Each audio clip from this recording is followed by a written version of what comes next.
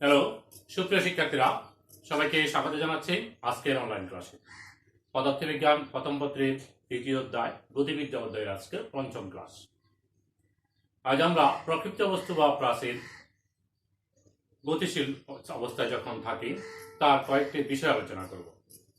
যেমন গতিশীল অবস্থায় কোনো একটি মুহূর্তে তার বেগের দিক কোন দিকে হবে, সর্বাধিক উচ্চতায় যখন পৌঁছাবে সেই সময়টা কত লাগবে, সর্বাধিক কত উপরে উঠবে, কিংবা ভূমিতে যখন আঘাত করবে তখন কত কোণে ভূমিতে গিয়ে পড়বে, অনুভূমির দিকে তার সর্বাধিক সরণ কত হবে, দ্যাট মিনস অনুভূমিক পাল্লা কত হবে, এই সমস্ত বিষয়গুলো আজকে ক্লাস আলোচনা করব।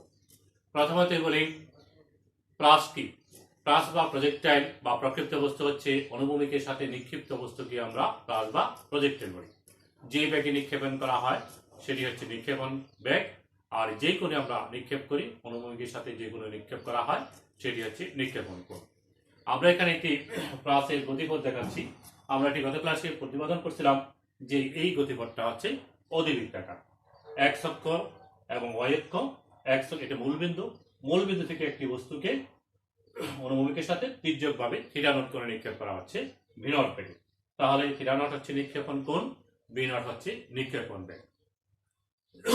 সরি। এখন তার গতিকালে অনুভূমিক দিকে কোনো ত্বরণ থাকে না, উলম্ব দিকে ত্বরণ থাকে, সেটি হচ্ছে মাইনাস জি। শুরুতে যে আদিবেগ সে আদিবেগের মান হচ্ছে ভি নট, এক্স অক্ষের দিকে তার উপাংশ হচ্ছে V not cos theta not, Y অক্ষের দিকে যে উপাংশ তার মান হচ্ছে V not sine theta not. Plus বা প্রকৃত বস্তুর ক্ষেত্রে এই বিষয়গুলো আমাদেরকে জানা রাখতে হবে, এগুলো আমাদের জানা আছে, আমরা গত ক্লাসে এগুলো বিশদ আলোচনা করছি। এখন আমরা যদি বলি টি সময় পরে এখানে আসলো, এই বিন্দু মনে করলাম পি বিন্দুতে আসলো, পি বিন্দুতে যখন টি সময় পরে আসলো সেই অবস্থানে তার বেগ কত হবে, ব্যাগের মান কিভাবে নির্ণয় করতে হয় সেটি আমরা আলোচনা করছি। আমরা করছিলাম ব্যাগ V equal to root over V X square plus V Y square, এই সমীকরণ থেকেই ব্যাগের মান পাবো। এখন তাহলে ব্যাগের দিক কোথায় পাবো? ব্যাগের দিক পাবো আমরা tan থিটা ইকুয়াল টু লম্ব বাই ভূমি V Y by V X, এই সমীকরণ থেকে আমরা পাবো। দেখো এখানে এটা ভি এক্স, এটা হচ্ছে ভি ওয়াই, তাহলে এটা ভি ওয়াই। তাহলে আমরা এখানে এই জায়গায় লিখতে পারি তো tan থিটা সমান হচ্ছে V Y by V X বা থিটা ইকুয়াল টু হচ্ছে tan inverse V Y by V x.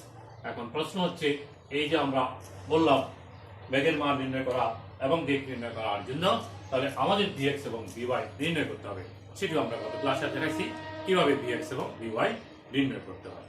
বুঝা গেছে? তাহলে যে কোনো সময় তার বেগের মান এবং দিক নির্ণয় করা আমাদের পক্ষে সম্ভব।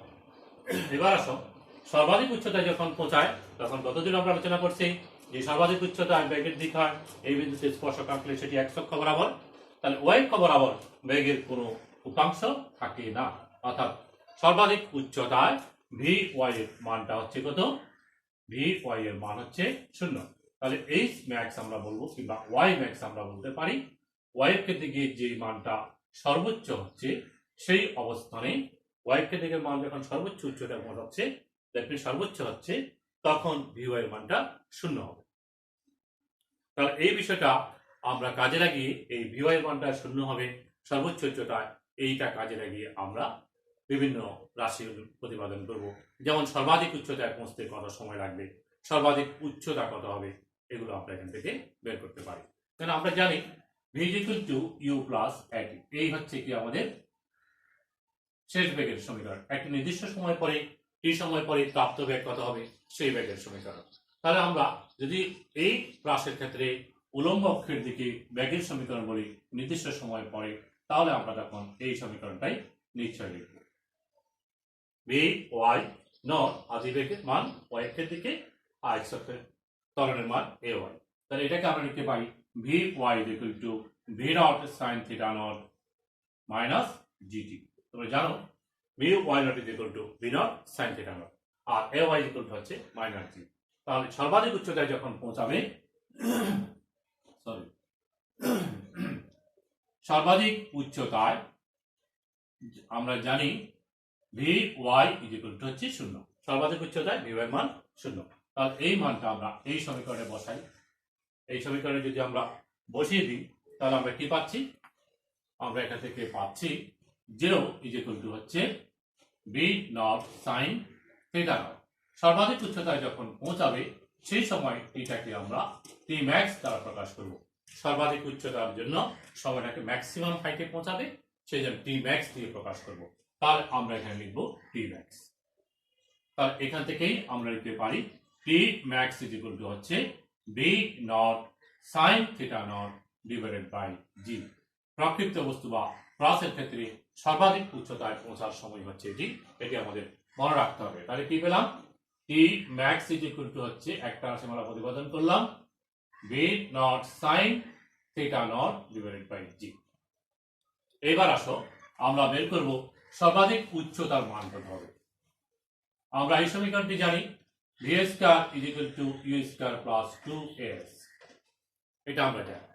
তাহলে আমরা y এর জন্য লিখব V Y square is equal to V Y not square plus 2ay h উচ্চতায় উঠতেছে, কিংবা এদিকে উলম্ব দিকে সরণ বলে আমরা এটাকে y দ্বারা প্রকাশ করতে পারি। এই সমীকরণটি আমরা প্লাসের উলম্ব উপাংশের জন্য এই সমীকরণটাকে লিখতে পারি। এখন প্লাসের ক্ষেত্রে আমরা এটাকে আবার লিখতে পারি V Y square is equal to V not sine theta not whole square minus 2gy, এটা লিখতে পারি না? এই যে V Y not is equal to হচ্ছে V not sine theta not, এই ওয়াই ইজ ইকুয়াল টু হচ্ছে মাইনাস জি, লিখা যায়। এখন যখন সর্বাধিক উচ্চতায় পৌঁছাবে তখন কিন্তু আমরা লিখতে পারি ভি ওয়াই এর মান হচ্ছে 0 আর ওয়াই এর মানটা হচ্ছে ওয়াই ম্যাক্স। এইভাবে আমরা লিখতে পারি। যদি এই মানটা এই সমীকরণে বসাই তাহলে আমরা পাই 0 is equal to V not sine theta not whole square minus 2gy max. এখান থেকে আমরা লিখতে পারি y max is equal to v naught sin theta naught whole square divided by 2g। এটি হচ্ছে সর্বাধিক উচ্চতার সমীকরণ। সর্বাধিক উচ্চতায় পৌঁছার সময় সর্বাধিক উচ্চতা y max is equal to হচ্ছে v naught sin theta naught whole square divided by 2g। তাহলে দুটো বিষয় আমরা প্রতিপাদন করলাম, একটা হচ্ছে সর্বাধিক উচ্চতায় পৌঁছার সময় আর একটা হচ্ছে সর্বাধিক উচ্চতা। এবার আসো আমরা বিচরণ কাল বের করব। বিচরণ কাল কি?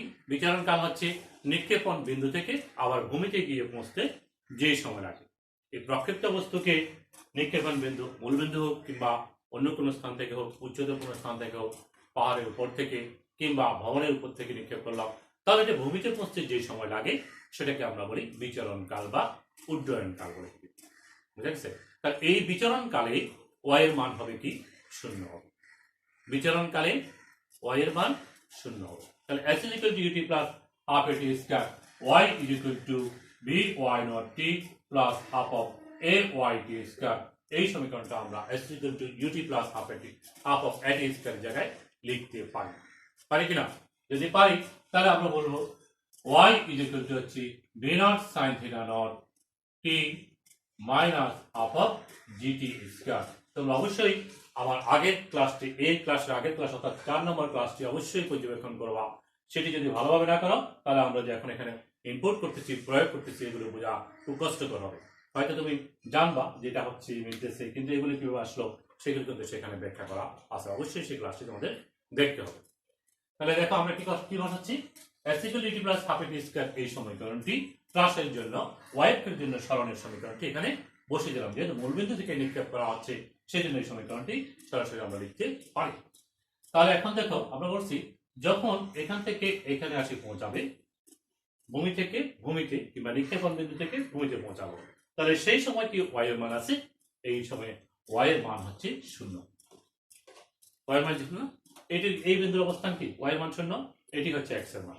তাহলে আমরা এখানে লিখতে পারি y is equal to বিচরণ কালে y সমান হচ্ছে 0। কখন? বিচরণ কাল, অর্থাৎ তার যখন বিচরণ কাল বলতেছি আমরা যেই সময়ে ভূমি থেকে ভূমিতে কিংবা নিক্ষেপণ বিন্দু থেকে ভূমিতে পৌঁছাবে, অর্থাৎ যতক্ষণ পর্যন্ত আকাশে উড্ডয়ন থাকবে সেই সময়টাকে আমরা বিচরণ কাল বলতেছি, ক্যাপিটাল পি দ্বারা প্রকাশ করব।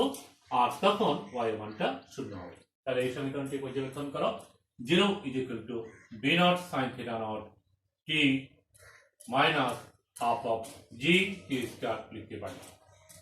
যেখান থেকে আমরা লিখতে পারি half of GT square is equal to হচ্ছে B not sine theta not into টি।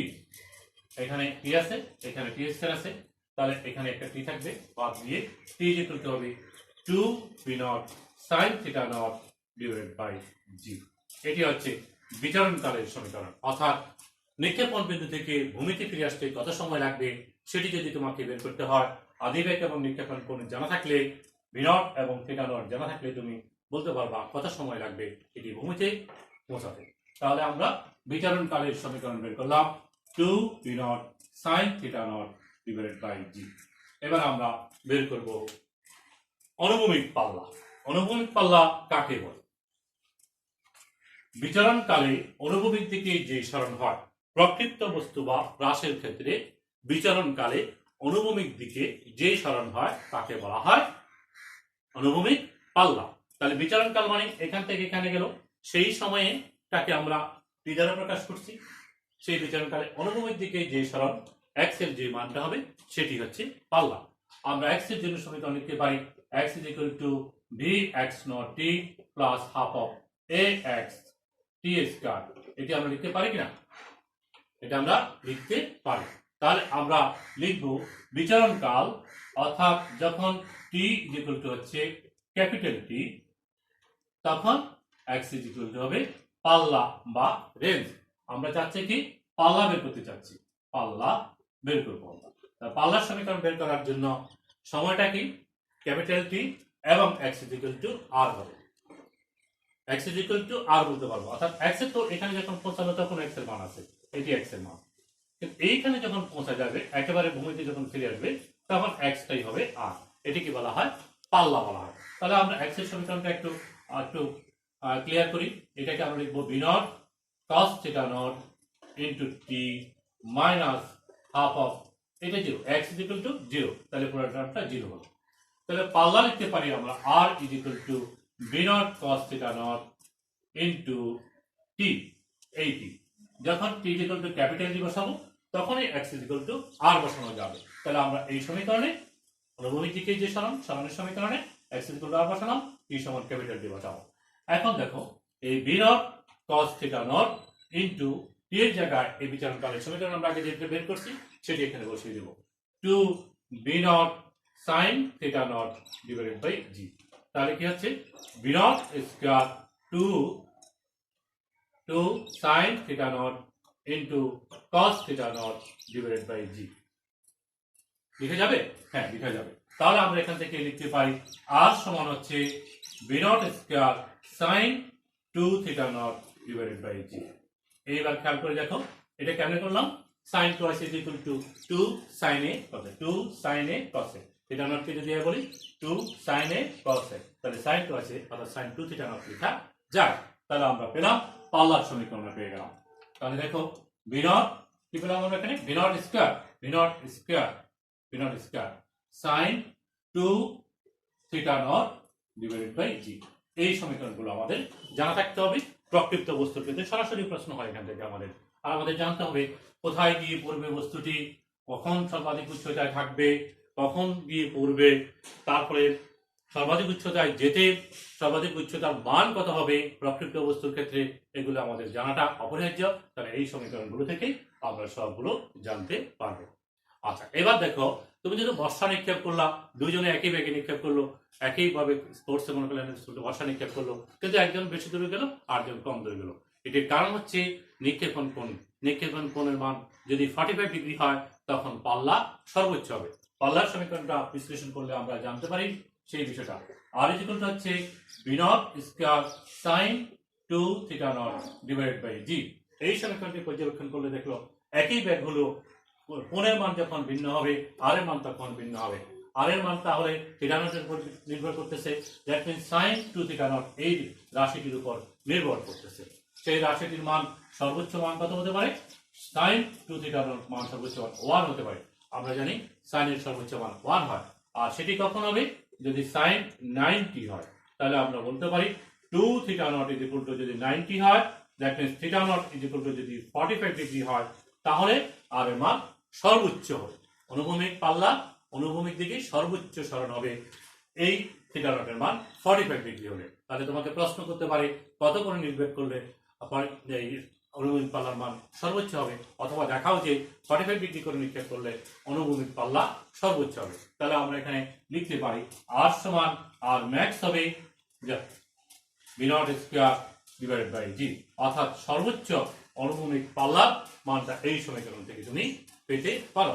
এখন তোমাকে যখন ক্লাসের ক্ষেত্রে অন্যান্য বিষয়গুলো বলা হলো যে কি সর্বোচ্চ এত হচ্ছে তার পাল্লা, এই কথাটা বললো, কিন্তু অনুভূমিক ব্যাগ বা নিক্ষেপণ ব্যাগটা দেওয়া থাকলো না। তাহলে তুমি এই সমীকরণ থেকে তুমি সেটা বের করে বাকি বিষয়গুলোর সমাধান করতে সক্ষম হওয়া। তাহলে আজকের ক্লাসে আমরা আলোচনা করলাম কি প্রকৃত বস্তুর গতিগুলো রাশিমালা আলোচনা করলাম, অর্থাৎ সর্বাধিক উচ্চতা পৌঁছতে কত সময় লাগে, কিংবা সর্বাধিক উচ্চতার মান কত, বিচরণকাল কত, অনুভূমিক পাল্লা কত, কিংবা কোনো একটা মুহূর্তে তার বেগের মান এবং দিক কত হবে সেটি আমরা নির্ণয় করতে পারবো আজকের ক্লাস থেকে। আশা করি ক্লাসটি ভালো করে তোমরা অনুধাবন করবা এবং পরবর্তী ক্লাসে উপস্থিত থাকার জন্য অনুরোধ জানিয়ে আজকের ক্লাসে এখানেই সমাপ্তি করছি। সবাই ভালো থেকো, আল্লাহ হাফেজ, সবাইকে ধন্যবাদ।